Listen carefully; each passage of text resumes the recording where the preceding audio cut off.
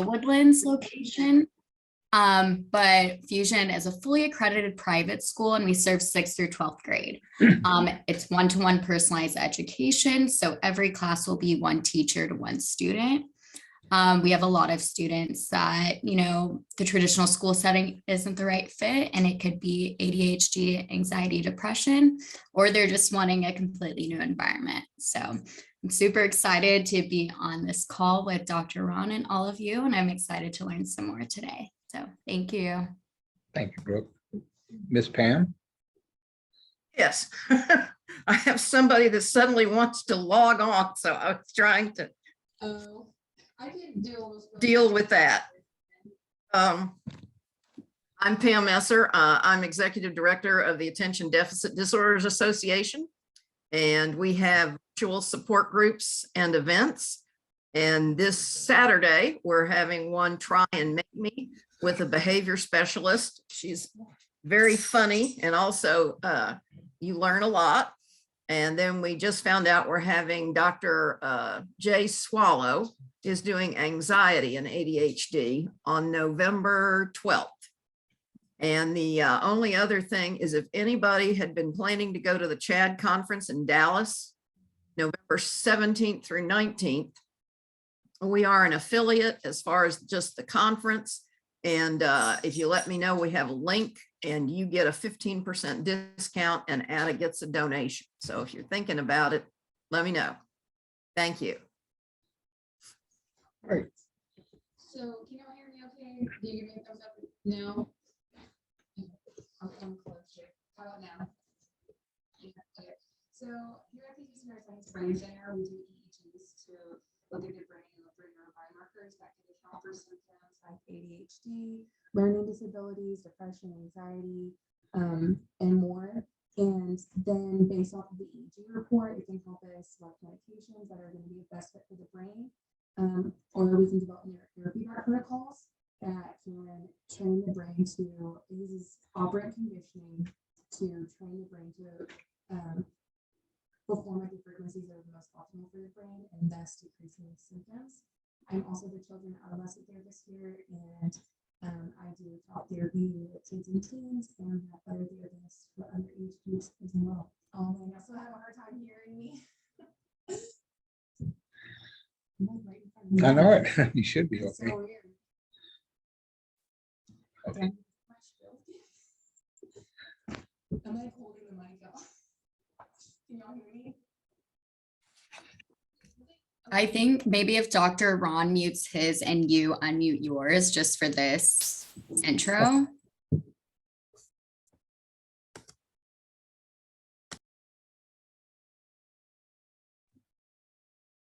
Okay. You want to, I wonder why the mic wasn't working. That's weird. Okay.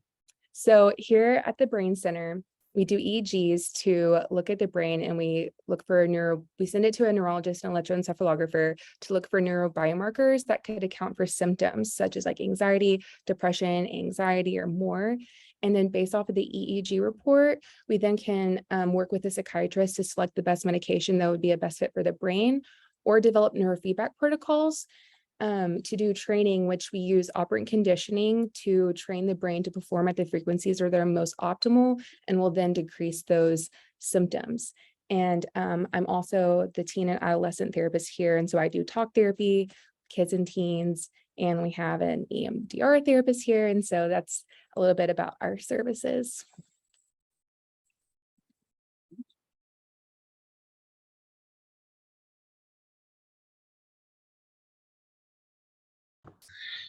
Okay, and just to let you guys know, I'm Dr. Ron Swatzyna. I just as of last Monday, we just got our hyperbaric chamber in. Very excited about that. The company Aleve out of California contacted me because we published an article back in February on the treatment of brain injury using hyperbaric oxygen and neurofeedback, the first proof of concept study that's ever been done in this area. So because of my clinical research history, they're helping us out with this chamber. So we're going to be doing 3 separate studies, one on traumatic brain injury. We're going to be doing a study on Autism. There's a lot of people with autism interested in this, and we're going to be doing a study on COVID or chemo brain. So if you guys know anybody, what we're doing is, because the chamber has been gifted to us, which I feel very honored with it. We're going to be doing the study and offering the dives at $100 a piece instead of the traditional $200 a piece. So anybody that you know that's interested in this, let us know. If you want to come over yourself and see what it would be like to do a dive, we'd be glad to host any of you guys for that. And so just let us know. We're kind of excited about this. This is something that we've got to do the studies, of course, but it's looking preliminarily like it really helps to increase blood perfusion in frontal lobes particularly, which reduces neuroinflammation and everything else. So we're happy to see that we've got another toy here to play with for a period of time. So, all right, let's get started with our talk today. Today, I'm going to go ahead and share my screen because I do have it up. And since this is the month we talk about with, here it is, let me blow it up completely. Okay. There it is, right there. Now you can see it. Unraveling the mysteries of learning. Mysteries behind ADHD and learning disabilities. I've done a lot of presentations over the years in learning, and I think it's something pretty interesting. One of the things that I always tell people is, in spite of good teachers, good tutors, and good parents, the child is failing to learn. There's a neurological issue, and we can figure out what that is. Now, we'll get into this. But what are the basic requirements for learning? We have biological needs, we have psychological needs, and we have social needs. And we'll get into these specifically. We want to talk about neurogenesis, which is new cell growth in the brain, and about what it takes. The interesting thing about neurogenesis is it goes on throughout a lifetime. We hatch new baby neurons off of our hippocampus every day. Novelty, which is learning, increases this activity. Enriching life's experiences, so doing fun things with people, and voluntary physical exercise all increase the amount of neurogenesis that we have daily. Gotta move my little thing here. And we're going to talk in depth about the neurological issues that are causing difficulties with learning with children and adolescents. Biological requirements. Let's talk about the top ones. Sleep is the most important, and I think a lot of children that are diagnosed with ADHD actually have a sleep disorder. So I think that that's something we always need to assess. Sleep is so critical for everybody's brains, especially children's brains. If you're not getting good quality sleep, if you're missing your delta, for instance, you can't get the trash out of your brain. And the REM actually helps you consolidate memory. So the sleep is so critical to our brains, especially children, though. Nutritional requirements. I did a study years ago. In fact, here it is right here. Just was showing it to somebody. This is on breakfast choices in children. And we found that this is a young lady had ADHD, not your traditional, it was more of an anxiety-based ADHD. And she wanted to do a science fair project. So we did this project, and we found that we did 3 EEGs and did the brain mapping on each of the 3, all at noon, all at lunchtime, 3 different weeks. The first time, since she didn't eat breakfast, we did it with no breakfast. The second EEG was with Pop-Tart and orange juice, high sugar and high carb. And the third with the balanced nutritional breakfast. The first one had the anxiety brain waves in the high beta range were 3 to 4 standard deviations above the mean. When she added Pop-Tart and orange juice, they dropped down to 2 to 3 standard deviations above the mean. But then the theta brainwaves kicked up, which is your traditional ADHD distractibility. And then when she had a balanced nutritional breakfast, it all normalized. So nutrition is very critical if you want to bring. Just a minute, Jack. You're still on, Pam. Got it. Okay, thank you. We got you. Sorry, Jack. You're in trouble. So sleep, then nutrition, and this is in order, and then exercise is critical to the brain's function, because respiration and perspiration, again, try to facilitate the the hemodynamic flow in the brain, the blood perfusion, and it actually does a great job at getting getting the trash out of your brain, getting the rejuvenation, giving you energy. They find that people who exercise 30 minutes a day increase their cognitive capabilities by 30%. And that's been reproduced several times in the literature. Another one thing that I want to talk about is EMF exposure, electromagnetic field exposure, frequency exposure. We had our associate, Dr. Rusty Turner, who's a neurologist, on earlier in the year, and we'll probably bring him back another time for this. But the reason I'm wearing my blue light glasses is because of the blue light. We have routers in our houses, which these waves are terrible. These, where's my cell phone? Did you know that you're not supposed to hold your cell phone to your head anymore like this? Especially when 5G came out, and there's a disclaimer on every contract you sign that says you're not supposed to hold your cell phone to your ear. It's because it penetrates this far into the brain. We're talking 3 to 5 centimeters into the brain. It's a real issue. And it's like your mother told you, don't stand in front of the microwave. Well, microwaves is far less, it's far less than 4G. Well, now we've got 5G going on. So these, don't carry them in your pocket. Don't put them in your lap. There's a lot of things going on health-wise that the cell phones are creating all sorts of issues, but then they're ran by routers. So we got routers in our houses, a lot of things. I've got a meter here. If anybody has a question about your house, and if it could be a sick house or you can't explain why somebody's not doing well, I got this off of Amazon for about $100. It's a very good meter. I'd be glad to loan it out to anybody that would like to test their house or their home with it. I don't charge for that. I just think people need to be aware, because there are these fields we're not even aware. There's a book out. Where's that book? This is a great book if anybody wants to get in depth of what we're putting up with. It's called The Electric Rainbow, Invisible Rainbow. Thank you. And by, I can't read it backwards. Okay, great book, guys. Highly recommend it. It's a thick book, but it's an easy read. And lastly, toxins. Houston is close to Pasadena. Beaumont's the same way. We do have toxins in our air, but we have also, since Hurricane Harvey, we're seeing a lot of cases of mold exposure.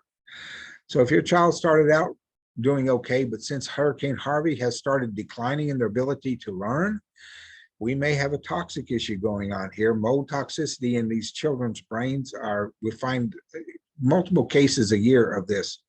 We would never know it unless we look at the brain. So be advised, there's a blood test I found out that you could actually test yourself instead of having to test your house. I'll find out the name of that. It was at a conference I was at last week, but I think that was totally fascinating because the reality is test the people who stay at home the most. And if they've got a problem, your house probably has a problem. All this will keep you from learning. Now, the basic psychological needs, we have to have a stable environment for people to learn, for our young ones to learn. If there's fighting going on, if there's the house is in the process of a divorce, if all this other kind of stuff, the learning is going to suffer. That's just logical. But stable home environment, stable home and environment that the child participates in is critical. I'm so glad we're we're on the other side of the pandemic. I'm so glad masks are pretty much a thing of the past. These kids need to be back in school, back with their friends, back with a normal environment, and I think it's going to make a big difference. Now, there has to be the last thing I put down here in psychological needs. Parenting is almost like trying to balance mercury on a dinner plate. And if you're not from my generation, you probably never have seen mercury outside of a thermometer, but it's very difficult to balance between overparenting and underparenting. But I do want to say that I think there's another book out that I thought was fantastic called The Nation of Wimps. A great book. There's the author if you want to write that down. All right. And it talks about how, although with the best intentions in the world, I had a young man, he was in chicken science, poultry science, I think is what they call it, getting his bachelor's degree, and he had never made an appointment for himself. He had never talked to a counselor without his mother there. He had never registered for a class 1, and he's getting ready to graduate. The problem with that is she can't go to the interview with him, and he's going to have to take over his whole life without ever having to do anything for himself, never paid a bill. Did use a credit card to put gas in his vehicle, and they use their credit card to get groceries. But besides that, he was what I would call, this poor word, but socially retarded. He was not where he should have been for his age in order to become an independent person. So, we don't want our children to fail, but I tell you what, failing to achieve something is not a failure. A failure is them not attempting to do something. Okay, so failure is a necessary process of learning, and that's why overparenting can be detrimental to the future of your child. So we have to push them, keep pushing them a little bit more than what they think they can do, because then it tells them that they can do that themselves. They can go to the front of the line. They can order a McDonald's hamburger themselves, or whatever. So it's one of these things that we could do a whole series on parenting, but that's not what this is about. But again, the psychological needs.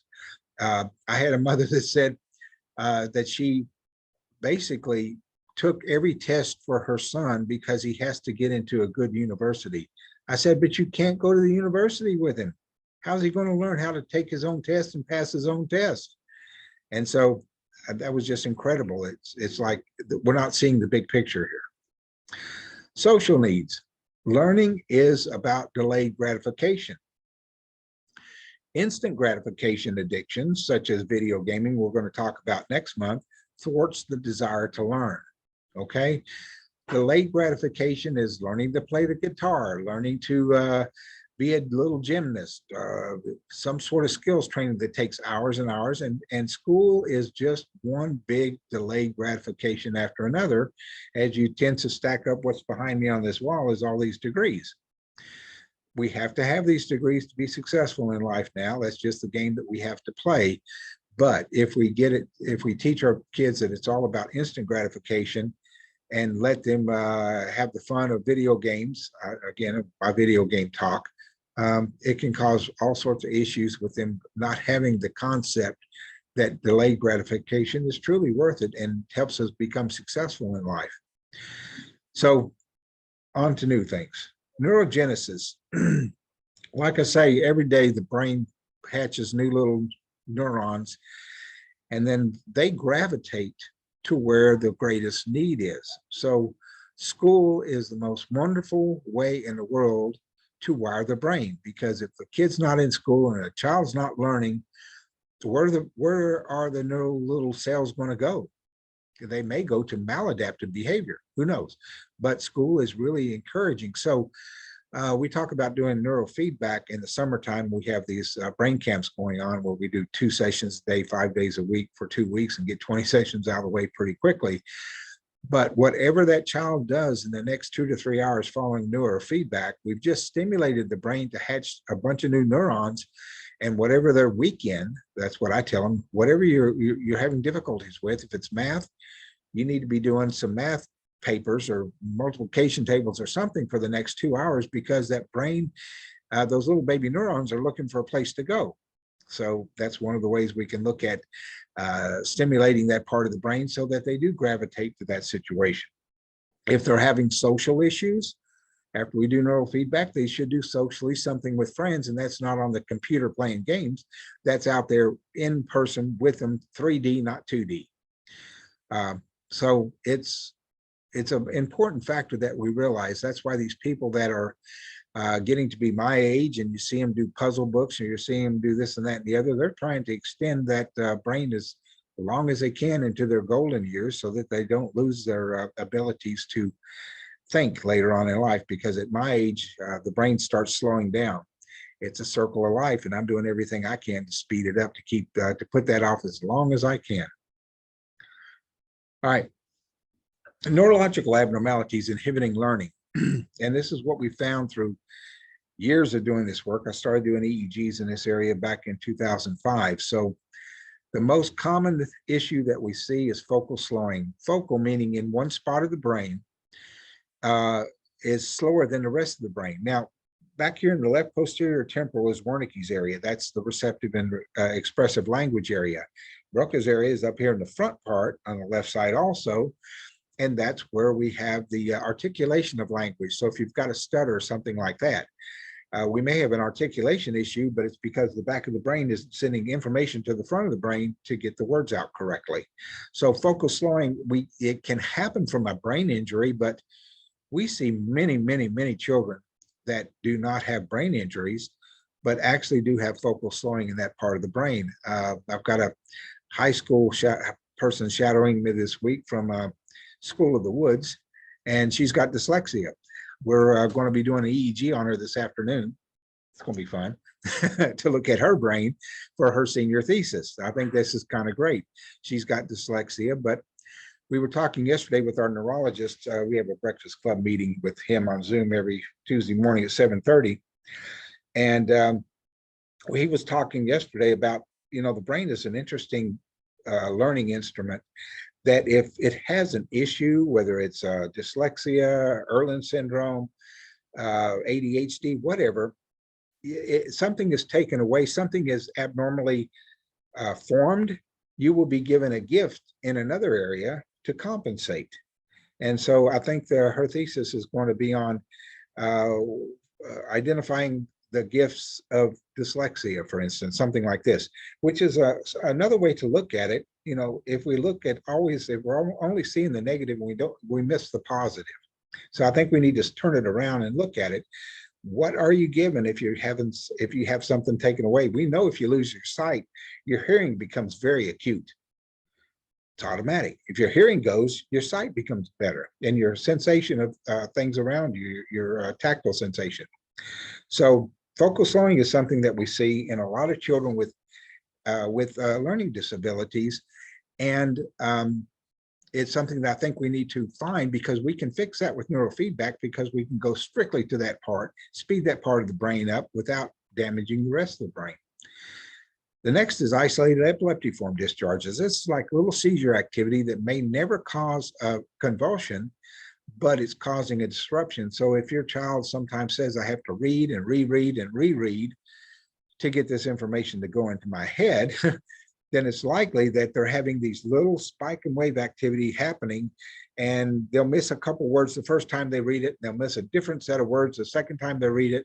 So it may take them 2 or 3 times to get it to go into their head. And if they've ever said anything like that to you, that's something we need to really look into, because isolated epileptiform discharges can be made worse by stimulants, SSRIs, and antipsychotics. And so we would want to know that, because we don't want to make any child's brain worse just because we're trying to treat something different.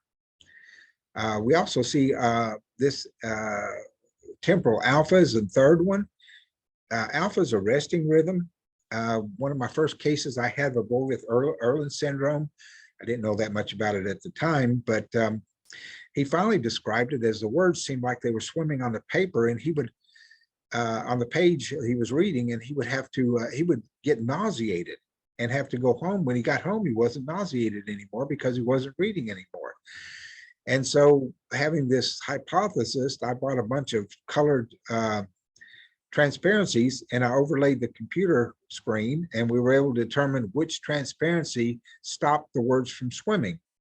And at the same time, I had him hooked up to the EEG equipment and running it live. And so when we did that, the alpha waves that were excessive in that left posterior temporal part of his brain normalized. And it was just like, we got a way to find this now. I haven't written that up yet, but that is a neat finding. The fourth thing is frontal midline slowing. This is your traditional ADHD, and this is a very distractible ADHD. It's an issue with dopamine. And and dopamine exhaustion can be part of the issues. Now, we know that excessive video gaming basically exhaust your dopamine system like any addiction will. And so that's why the dopamine reuptake inhibitors that they use, like methylphenidate, help, because they actually try to put more dopamine in between the synapses and the neurons and help you to focus better. So that's one of the other reasons. Again, ADHD and learning disabilities go hand in hand, because if you can't pay attention, it's hard to learn.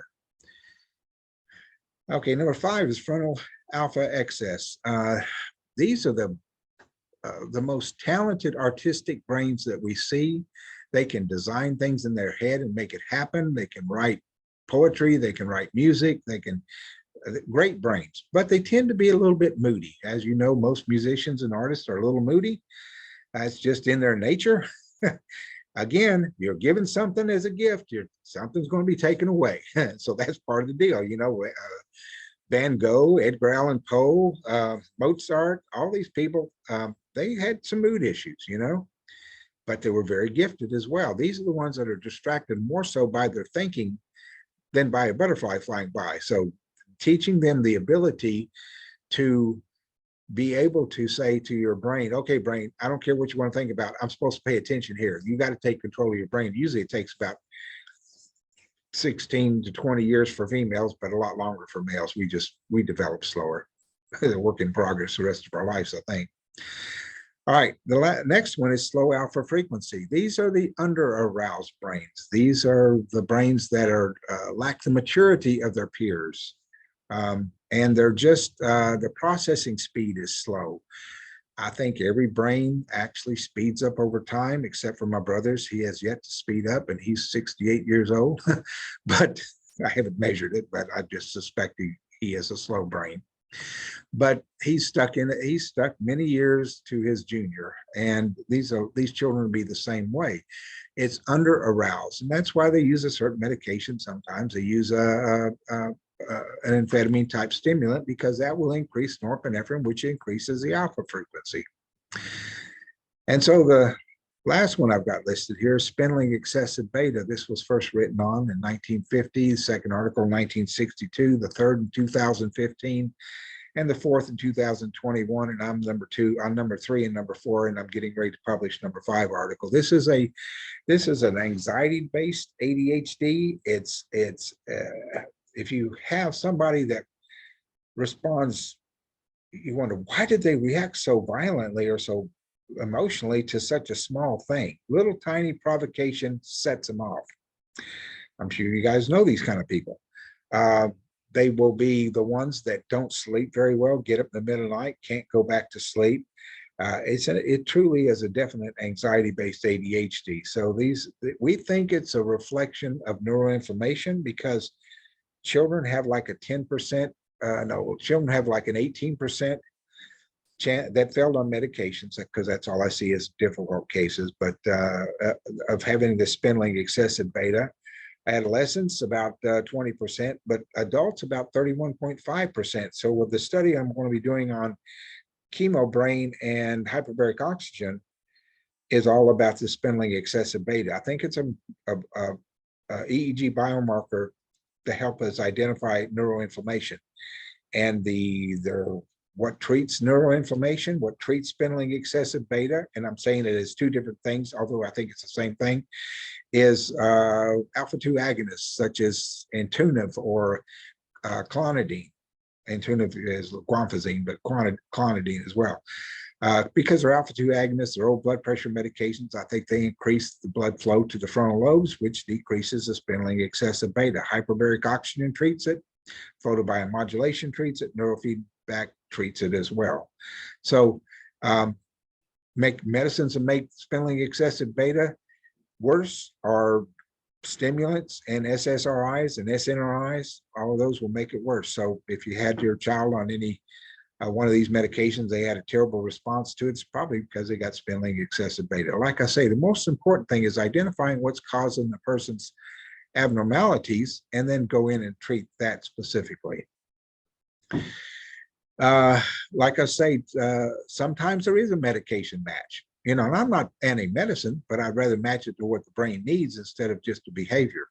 Neurofeedback and photobiomodulation. Photobiomodulation we haven't spoken about yet. It uses 810 nanometer near infrared in order to get down inside the brain into the mitochondria. It actually stimulates nitrous oxide formation, and the nitrous oxide attaches a reactive oxygen species, which is what makes us feel bad, all the anxiety and everything else. So it's Europe, like I say, is far ahead of us in photobiomodulation, and we're starting to finally get this over here.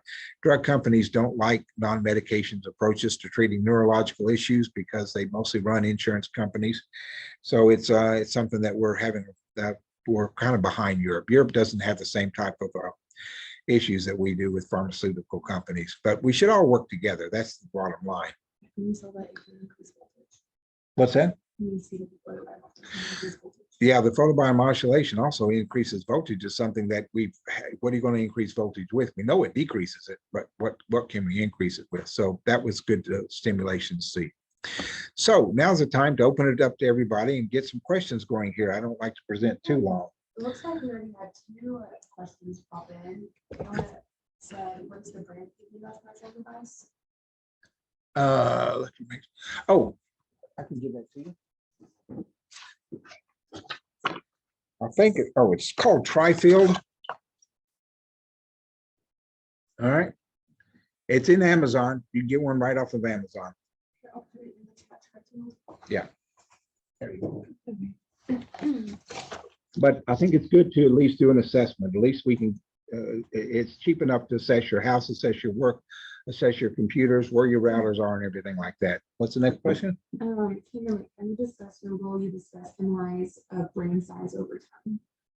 Of brain size? Mhm.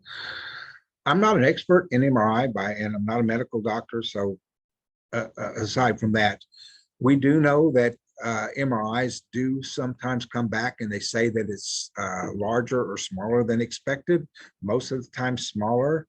We know that in regard to trauma, the hippocampus actually atrophies, actually shrinks with trauma, and can be reconstituted with SSRI studies done by the Veterans Administration. So, but its size is really not the important thing. MRIs give you the structure, and if there's any structural abnormalities such as tumors, lesions, this kind of stuff, myelination issues, it can help with that, but it doesn't help identify vascular issues.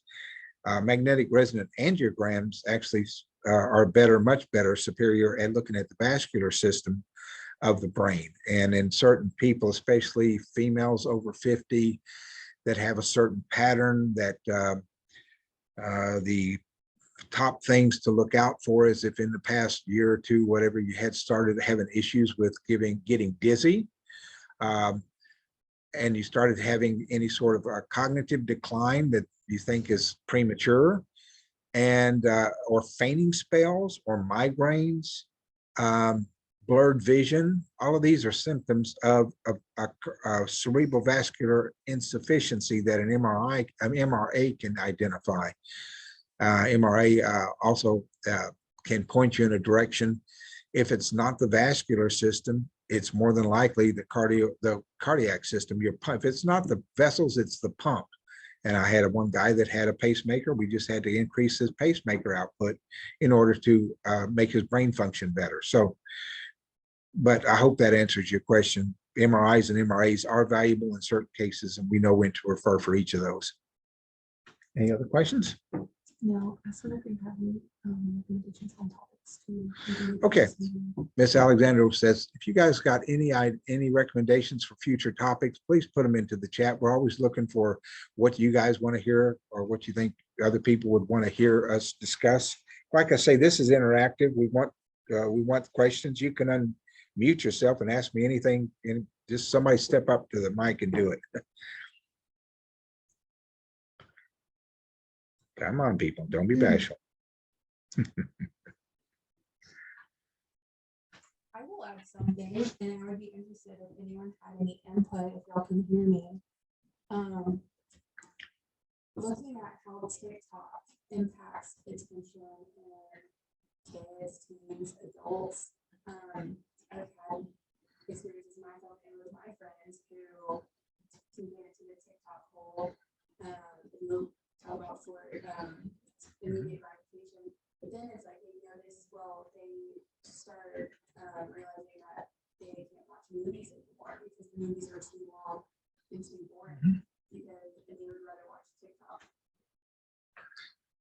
I think the social media, I'm gonna come over here. I should just take this apart. We're gonna just do a little swap. I don't know why the microphone won't hear me when I'm standing over there.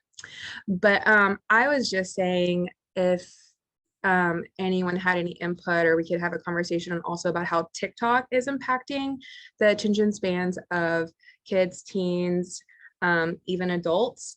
But if you think about immediate gratification, you're getting a bunch of dopamine hits and satisfaction from TikTok. And I've noticed, and me and my friends have had conversations, how ever since we've downloaded TikTok and got in that TikTok hole, that we won't watch movies on Netflix because they're too long, or boring, not as stimulating, and we'd rather just sit and watch TikTok in the evenings.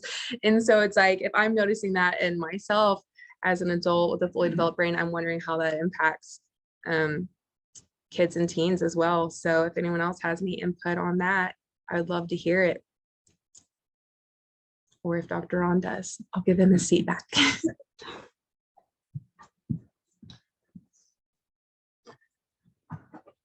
Got a quiet group out there. Let me stop the share because I don't need this for questions. Anybody? I don't even know what TikTok is. I will have to admit. I heard about it. I've never done it. If it wasn't for Alexandra, our Instagram wouldn't be doing much, but she's taking good care of that. We love Instagram. Lorianne, glad to have you here. I saw you in the room. You got to have some addition to this TikTok thing, don't you? Unmute yourself.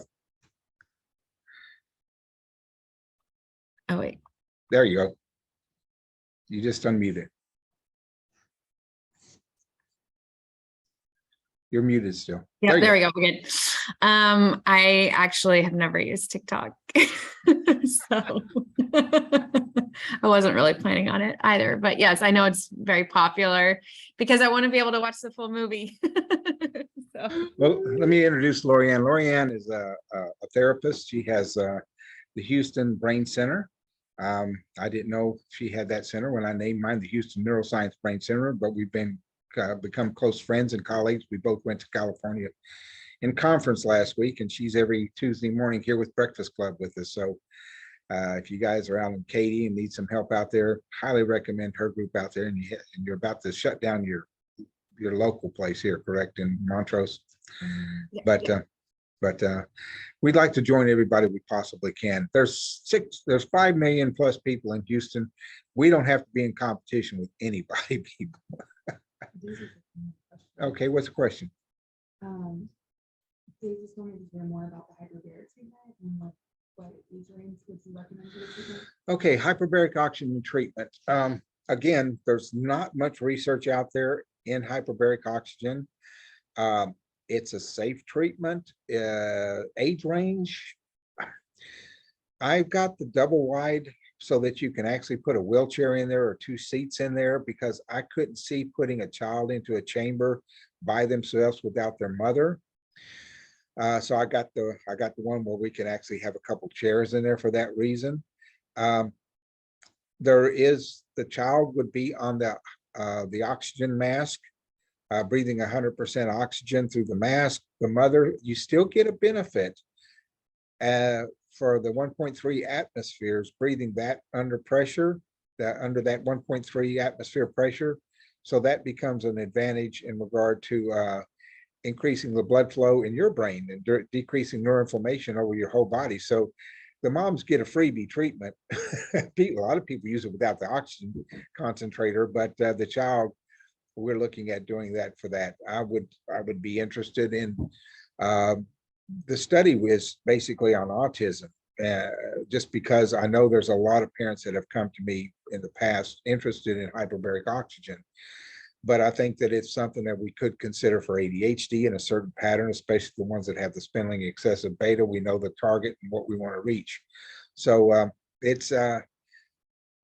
hoping that we can expand the studies out, but the 3 studies I've got going so far, I would really like to see a cohort of young high school football players with brain injuries. That would be a good group to run through here. because gosh, if we can get those brains back together quicker. The reason I flunked out of college, I had 6 concussions playing high school football. They took my draft deferment away. They said you had to pass to keep your deferment. And they sent me to Vietnam instead. So right over there's all my medals and stuff. But it's something I think would be very beneficial to these kids who get these injuries, because we do want to decrease their healing time.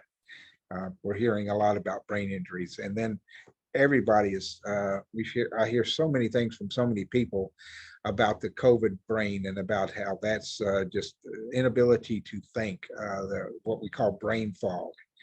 The study was done out of MD Anderson on chemo brain using neurofeedback, not doing hyperbaric. But I know the lady that published that study, Sarah Prenslow, and she's just an excellent researcher. But all the things we can try to do to help the brains repair themselves, bring them back to a state of normalcy. Yes, does this help people with TBIs? Yeah, traumatic. Yes, it does help with TBIs. There's good research on it. There's just not much research on it. The article we published was an article on a 34-year-old guy. We got him, I think, when he was 29. He had a terrible car accident, had to be cut out of the car, had severe brain injury, couldn't walk, couldn't speak, I believe, when he first went into Memorial Hermann Tier. Had a bunch of spasticity, couldn't use one of his arms. And after about 2 years or a year and a half of being with Memorial Hermann, they discharged him because they said there's nothing more they could do. Well, thanks to Dr. Paul Harsh in Louisiana and hyperbaric oxygen, he started with them, and he recommended the family get a hold of me here in Houston for the neurofeedback arm of it, because he expected that integrating the two would have a big advantage. I spoke with the East Coast team that's treating TBIs with military operators, the Black Ops guys. And those guys are responding very well to this treatment. And they've started doing them 20 sessions, 20 dives of hyperbaric prior to starting neurofeedback. They say they get a bigger kick out of the neurofeedback by getting the brain ready to do the training. So I thought this was a good insight from them.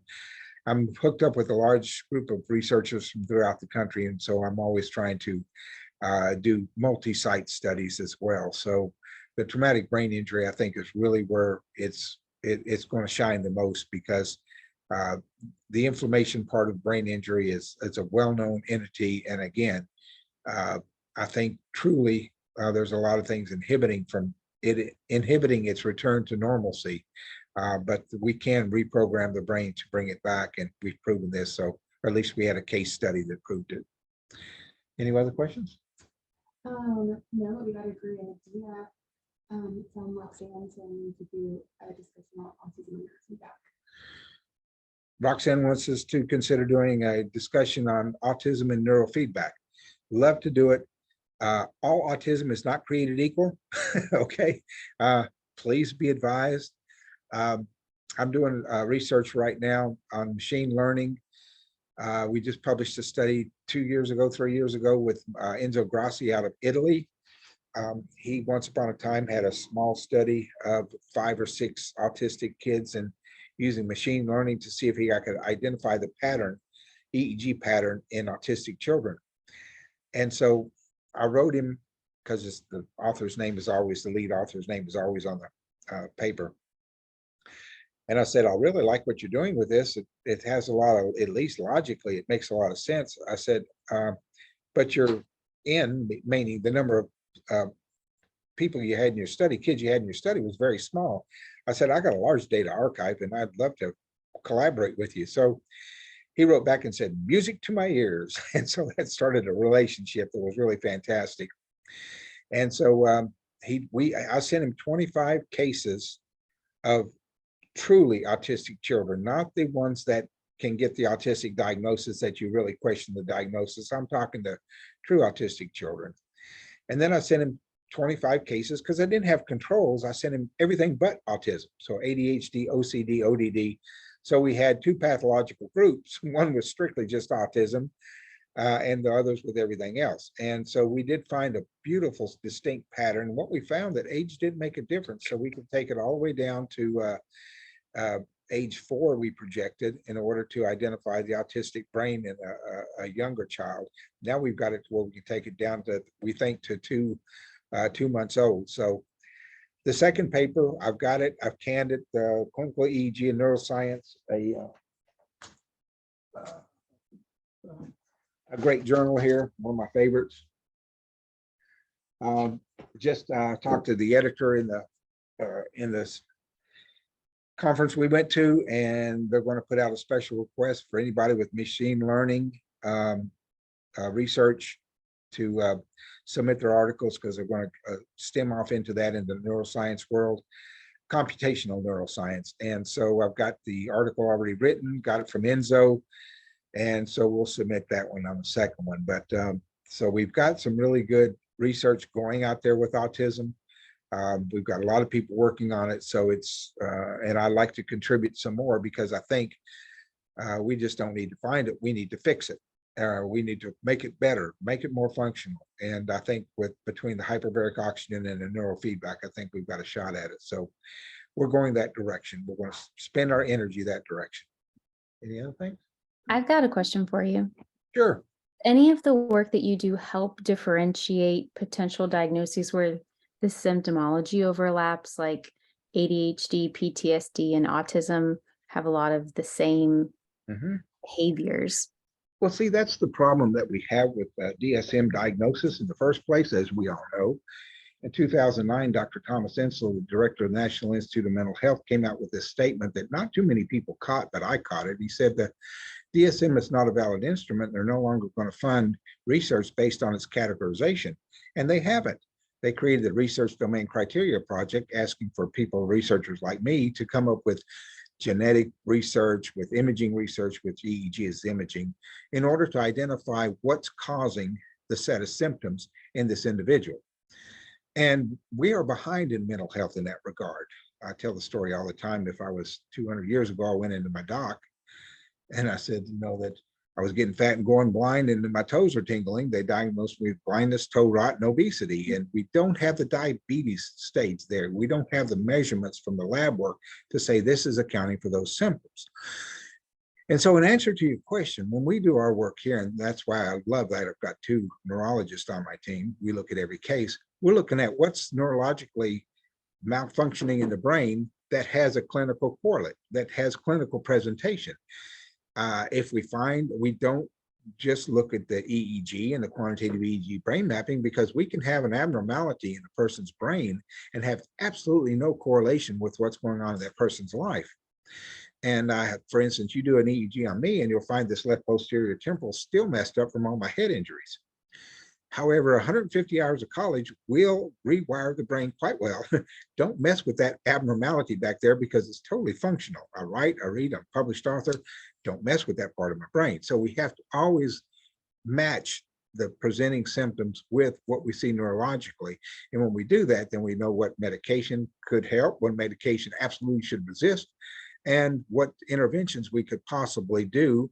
And because these are neurologists, they can call like encephalopathy. Encephalopathy is an organically messed up brain. It's usually toxic, metabolic, or hypoxic. And in children, we can have tonsils and adenoids so big. I found 2 cases where they couldn't get enough oxygen at night, was keeping their brain from developing, and they had a very slow, hypo-aroused brain, very immature, but 3 months after their tonsils and adenoids were removed, they were up to normal speed. I've had a lot of toxic issues with mold since Hurricane Harvey. And that, again, that's a medical, that's not mine. Thank God I got Dr. Melissa Jones, a neurologist, and Monica Proud to take those cases, because that's outside my area of expertise. But at least we got a neurologist that said encephalopathy. My job is to figure out which one we start looking for. And then the toxic, other toxic end, we just recently found, you've seen these Roundup commercials about spray it in your backyard and your backyard will be free of weeds. We're having a lot of dogs getting tumors and children getting toxic levels of weed killer in their brains. And thanks to Dr. Jones finding this recent case of this kid that had gotten kicked out of 2 kindergartens because he was biting people like a little rabid dog, psychiatry would not have identified this. So I'm trying to connect the best way to work to counter the defensive psychiatrist is with a neurologist. I can't do it. I'm not an MD, but I got really good neurologists that, hey, it's coming from a neurologist. You know, I'm just reporting the data here. So, but does that answer your question? All right, great. So that's the way I like to look at it. Let's identify what's going wrong, what's neurologically accounting for that person's symptoms. And once we have that, then we're on the path that we know what we can do with it. And I will say it again in this group, and I've said it to all the other groups. The best diagnostic tool we have in the industry is a mother's gut, because when a mother comes in and said, there's something you guys are missing, this is not working, she's always right. And that's a good referral for us. A person who's another good referral is ones who tried 2 or 3 medications and didn't work or had a terrible reaction to it. So those are the kind of cases. Don't send me the simple ones because you guys can fix those. Send me the tough cases because I love to help people out, you know, when they come to the end of the road. I like to be the last door on the right. All right. Yes. I just want to come out to the next topic. Okay. She's going I to. have a question. if it's Okay. First of all, thank you so much for making this available. This is really awesome. I'm very grateful. My question is, you had mentioned earlier about one of the waves that had to do, I think it was the excessive frontal alpha. And you Yes. said this was basically a really creative person, but moody. So how do you go Indistractable and distractible? Thank by their you. own thinking, right? So, so how would you go about helping the moodiness, if that's what they want to, and the distractibility? How is, if you work towards helping that area, is it going to take away Their the, talent. pardon? Their talent. Yeah, I understand completely what you're saying. It's a great question because we don't want to destroy somebody's abilities at the same time, but it's not the creativity that keeps the geniuses out there, the musicians and everything else down. It's all the other stuff surrounding it. It's their inability to, their executive functioning inability. So if you have all this alpha in the frontal lobes where your executive functioning is, we've got to help the executive functioning part of the brain, and we can do that with the neurofeedback and address all the not the gifts that were given, but the other stuff that basically they're having shortcomings with, and it's because their frontal lobes are in idle. And you can't have your frontal lobes in idle and be successful in many ways. So that's how we work together. We don't want to ever take somebody's creativity out of it, but at the same time, when they find out this is something you can control, when your brain wants to go play its games and you're supposed to be paying attention in class, you can learn how to get that. I don't know, because I got that kind of brain. You can learn how to get that thing under control and then become successful with it. You know, and everybody has a tendency in these brains to be a little bit OCD, because artists and musicians can be OCD. Not that I'm an artist or a musician, but they can have that OCD component, and you need that for success in life. It's just, how are you going to make money with it? You know, you need to dump all the stuff that's washing your hands 100 times a day is not going to make you money. But learning how to read these EEGs, now that can make you money. So it's how to funnel this into a better future. Neurofeedback is not a standalone.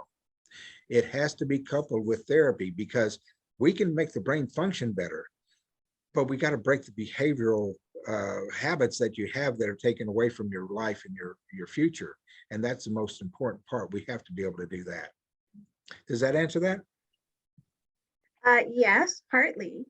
What kind, if you were to do neurofeedback with that, like I said, to kind of help with the distractibility and the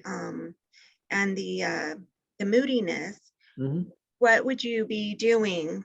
What would you be trying to change a little bit to keep the good stuff, lessen the bad stuff?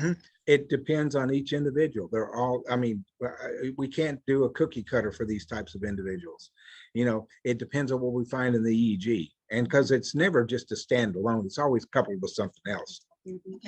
talk therapy is another way, through that process of, reprogramming how they're thinking, how they perceive something is a big deal. The younger ones are more difficult than the older ones in that regard.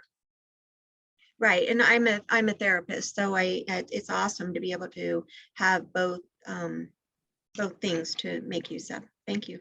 Sure, it's not a one size fits all, and it's not a single therapy that's going to do it, but a multimodal approach is always better. You want to talk to him? Oh, I was gonna add that 'cause it's one. Okay. Okay, well, we really appreciate everyone attending today. This was a really exciting topic and I learned a lot. We will, Brooke will be sending out a recording of this either this evening or tomorrow, I believe. You can correct me, Brooke, if you're going to do something different, but I guess it depends on when I get the YouTube link recording to you. And in that, we can also have the registration for the next topic, which we'll be doing on video gaming and the impacts it has on the adolescent brains. I did see y'all's comments about y'all wanting Dr. On to present on the research in regards to autism and neurofeedback. So we will definitely put that in the works. Yeah, they were interested in learning more about that in a topic presentation. So, and then I put our contact information in the chat if you want to get a hold of us for any more questions. I put Dr. Ron's email. It's drron at hnbraincenter.com. And mine's Alexander at hnbraincenter.com. And then Pam, did you want to end with talking about the event this Saturday? I dropped it in chat by accident. I didn't mean to do it. Well, it's very informative. So I said, well, thank you. yeah. She is a really good speaker. And I must say, if you haven't yet, check out our support groups too. They're free and we have some really good speakers. And especially now we have such a wide variety because we're doing everything on Zoom. So I put our website in and just check us out. We've really got a lot to offer. And it's like this meeting. We always promote it each month. There's just a lot out there in our community and it's hard to find out about it sometimes. So is there a way they can subscribe to your emails like for updates? yes, I put our website in there. And so go through there and you can sign yourself up and get all of our stuff for the future. So this was really good today. Like you said, I learned a lot too. It's sort of mind blowing sometimes when you think back of what you wish had been available, 30 years ago. Oh yeah. I think this could have made some big changes for my son that we lost 10 years ago. But it's just really interesting to see what all is out there now. So I really think this is a great thing to offer people. Yeah. Thank you. Did you put in our email? I did, yes. Okay, and tell them that if anybody wants to come visit, site visit, come see our place, please do. And I've got the film out of the library. And Dr. Ron, he's inviting y'all to come visit our place for a site visit if y'all are interested. He loves to mentor and teach people, and he has a library of books from one of his colleagues and mentors. What was it? Jerry Kozlowski. And so he has a lot of information on these shelves that it is fascinating, and you can come check that out too. But well, I appreciate y'all. Hopefully we see you all at the next event. You can check out our Brain Center Instagram too to keep in like informed on our future event topics and whenever we put that one regarding autism out. So y'all have a great day. Thank you. Thank you. Everybody have a nice one.